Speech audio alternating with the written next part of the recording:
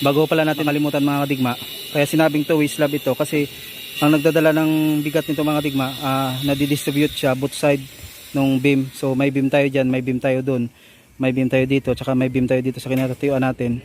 Tapos itong one-way slab natin, ang nagdadala ng bigat dyan sa paliwanag ng mga engineer natin, yung sides lang nito, yung dalawang side lang, yung side dito ng beam na to, tsaka yung beam dun, yun ang nagdadala ng bigat. Kaya kung mapapansin niyo, yung support natin dito marami dito sa side ng beam. Ayan yung parati nating tandaan kapag nagbabakal tayo ng slab. Discontinuous edge, tapos may continuous edge, tapos may two-way slab, tsaka may one-way slab yung ginagawa natin. Kung mapapansin niyo dito mga katigma, yung gitna natin 25 cm lang yung spacing niya. Gawa nga yun ang hining isa plano. So sa iba nating nagawa, itong itong gitna niya may naka extra pa diyan na bottom bar. So dito sa atin kasi ang hiningi dito wala na, 25 cm lang. So ganyan lang siya. Unlike dun sa ibang project natin na may naka extra pa yan dyan na ilalim. Ayan dito ganun din. Lahat ng bottom bar natin mga katigma, lahat ng bottom bar natin 25 cm lahat. Ayan, ito discontinuous edge naman ito, kaya kung mapapansin niyo nakagitna lang siya. Dito continuous edge siya kasi tumagos siya sa kabilang slab. Itong one way na support nagtagos siya dun sa two way na support, kaya diretso siya. So 15 yung spacing natin diyan. Ayan. Pangabuhi TV haliga, panoorin ng aming buhay, tara sumama. So yan mga kadigma, isang tumataginting na umaga ulit sa inyo. So yan, dito ulit tayo sa site natin dito sa third floor. So nagbabakal pa rin tayo ngayon. Tapos nasabi natin sa inyo na i-share natin sa inyo yung paglalagay ng top bar nito, saka yung paggawa natin doon sa kabilang bahay. So ito top bar na lang yung kulang dito. Ayan, so natapos na natin yan. Lalagyan na lang natin ng top bar nya na mga support. So marami kasi sa mga katigba natin nagtatanong kung ano nga ba yung tamang proseso sa paggawa nitong paglalatag ng bakal. So ito po part 2 na po ito kasi may isang video tayo na paglalatag nito kung saan yung bottom bar muna yung nilatag natin. So ito ngayon i-share natin sa inyo yung paglalatag ng top bar naman. Papakita po namin sa inyo mga kadigma. So dito mga kadigma, ayan, naglatag na kami. Yung area kasi na to ay yung short span dito, itong area na to, tsaka yan, yung area na yan. Kung mapapansin nyo, pag ganun yung latag ng una ng bakal natin kasi nakaayon siya sa short span. Tapos yung doon naman, ang area na yon lahat doon pag ganun yung short span. Ayan, inuna namin ito, yung bottom bar nya. Ayan, kung mapapansin niyo, inuna namin to lahat, yung dito na area.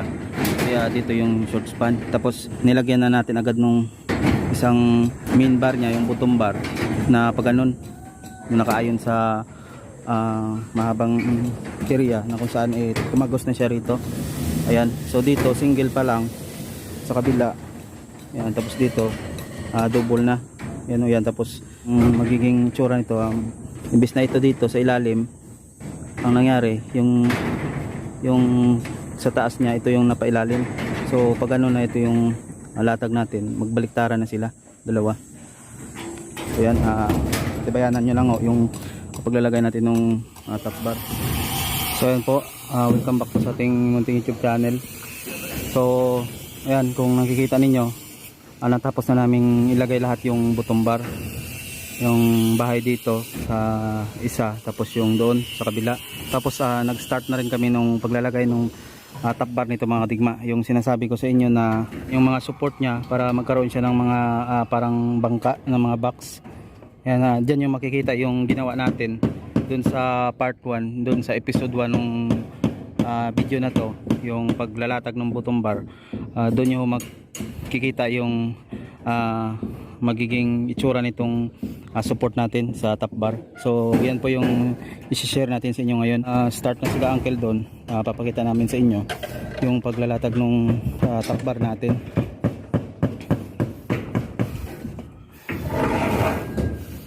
So yan, inuuna muna namin yung maiksi. Ito. Yan. Yung galing dyan sa may guhit na yan. Yan. Tapos hanggang dito sa may short span, yung guhit na yan. Hindi natin siya pinatama dito sa guhit niya kasi magkakaroon pa to ng bend mga kadigma. Magbe-bend pa siya. Kaya nakalagpas siya dito sa guhit. Inuuna muna namin lahat ng putol-putol para ay lalagay namin yung along long span, yung nakaayon sa mahaba. Kaya sa short span muna tayo lahat para yung papataw natin yung nakaayon dun sa long span. So ayan, tatapusin muna namin lahat ng paglalagay ng maiksi na yan, yung nakaayon sa short span natin. Tsaka tayo maglalagay ng nakaayon na naman sa long span. So antabayanan nyo lang po mga katigma.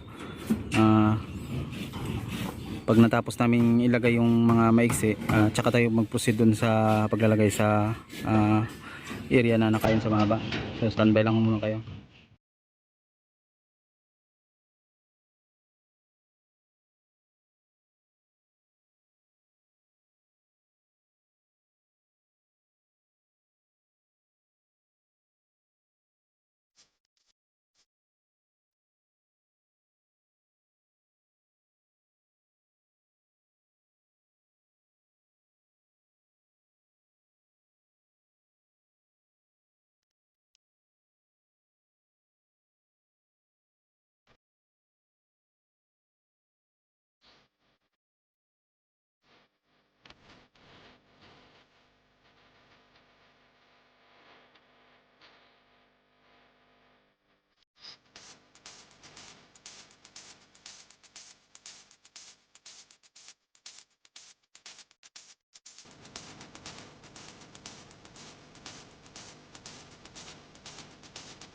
So ito mga katigma, open na yung top bar natin dito na nakaayon dun sa short span. So ilalagay na namin yung nakaayon na naman sa pahaba na area. Bago pala natin malimutan, itong top bar pala natin, kapag nilagay natin, titingnan natin dun sa plano kung may discontinuous edge saka continuous edge kasi ito. So titingnan natin kung ano yung magiging spacing doon sa naka-indicate doon sa plano. So dito sa atin sa discontinuous edge mga kadigma, may 25 cm pa rin tayo na spacing. So minak up na natin dito. Ayan. Pinagitna lang natin ito kasi itong bottom bar natin 25 cm, tapos itong top natin 25 cm din doon sa discontinuous edge. So halos lahat naman dito yung beam natin, halos yung area dito naka discontinuous edge, maliban lang dito sa part na ito, yung nakagitna na to, ito yung continuous edge. So magiging 15 cm ang hinihingi doon. So 15 cm din ang ilalagay natin dito, yung nakatagos dito sa one way. Tapos dyan sa beam na yan, continuous edge yan kasi tagos siya doon sa kabila. So 15 cm din yan. So ang kagandahan lang kasi dito sa ganitong setup ng rebar mga dima, yung pagbabakal niya, paglalagay sa slab, magagamit natin yung mga putol-putol na yan na mga bakal natin, magagamit natin dito na pang support sa top bar. Kasi kung mapapansin niyo, itong galing dito na area hanggang dito lang siya, yan yung may guhit na yan, pati yan dyan, mga putol-putol yan. So yun yung kagandahan dito sa ganitong klase ng paglalatag ng bakal, kasi yung mga scrap natin ng mga bakal, yung mga putol-putol na akala natin hindi na magagamit, so magagamit pa natin. So kung mapapansin niyo dun sa kabila, ayan, halos patapos na rin sila yung paglalagay ng top bar. So tinatali na lang nila yung iba. Ipapakita natin sa inyo mga katigma yung finished product niyan kapag okay na. So basta wag lang natin kakalimutan na kapag naglagay na tayo ng top bar, ang unahin natin yung maiksi na area, yung support niya, yung kung saan yung maiksi na area, katulad nito, nilatag na natin yung mga maiksi na area rito. Ayan, maiksi. Tapos tsaka natin papatungan yung temperature bar niya, yung nakaayon sa mahabang area, yun yung nakataas. Ayan. So yun na po yung parati natin magkalimutan na kapag nagbabakal tayo, parati nating tingnan sa plano kung ano yung nakadetalye, para hindi naman mawala yung tibay ng bahay na ginagawa natin. Ayan, so stay put lang muna kayo mga digma. Papakita natin sa inyo kapag natapos na yung pagbabakal nila tsaka dito para mas lalo nyong maunawaan. Natapos na ko naming lagyan lahat ng bakal tong slab natin. Ayan, so okay na siya. So ito po yung discontinuous edge natin mga digma. 25 cm pa rin yung hinihingi dun sa plano. So ayan, 25 siya. Tapos yung continuous edge natin, lagi nating tatandaan kapag may structural plan yung ginagawa natin. So parati nating tandaan mga digma na sundin natin yung nakasaad doon. So doon sa plano natin, gaya nga ng sinabi natin, yung discontinuous edge niya may 25 cm na hinihingi. Tapos yung continuous edge niya meron siyang 15 cm na hinihingi. So ayan. So bawat dulo nito mga digma, ito yung discontinuous edge, yung hindi nakatagos sa kabilang slab. Ito naman yung continuous edge, yung tagos sa kabila. So ito na yung naging itsura ng slab natin. Ayan, ito yung two-way slab.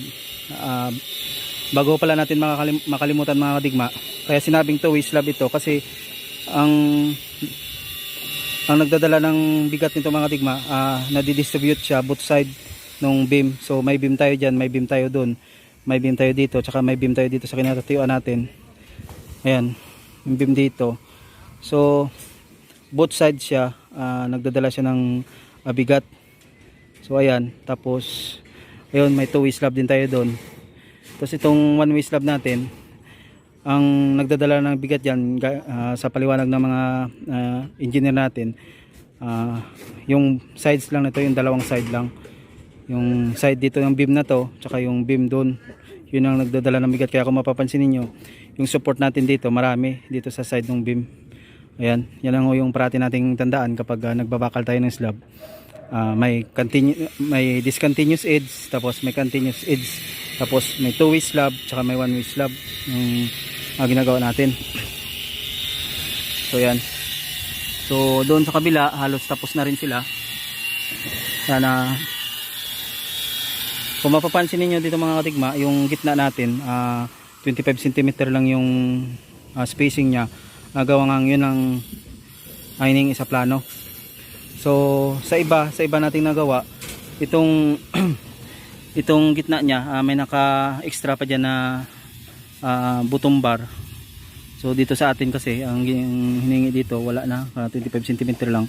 So ganyan lang siya. Unlike dun sa ibang project natin na may naka extra pa yan dyan na ilalim. Ayan, dito ganun din.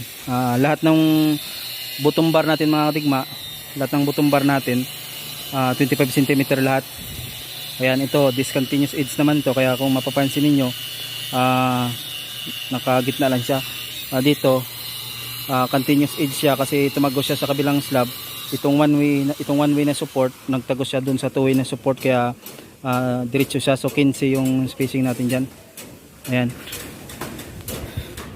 So dito medyo madumi yung slab natin, agaw ngang yung katas ng bakal. Ayan, so lagi nating tandaan mga kadigma itong dugtong natin. Ayan, so kailangan naka-alternate siya para matibay. Ayan, so okay na rin siya dito.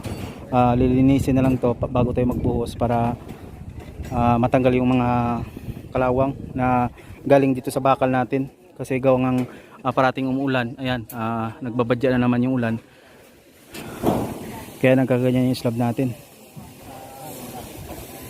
Ayan yung ibang detalye nito mga kadigma, abangan nyo na lang. Naglalagay na kami ng perimeter, abang ng perimeter wall natin. Ayan.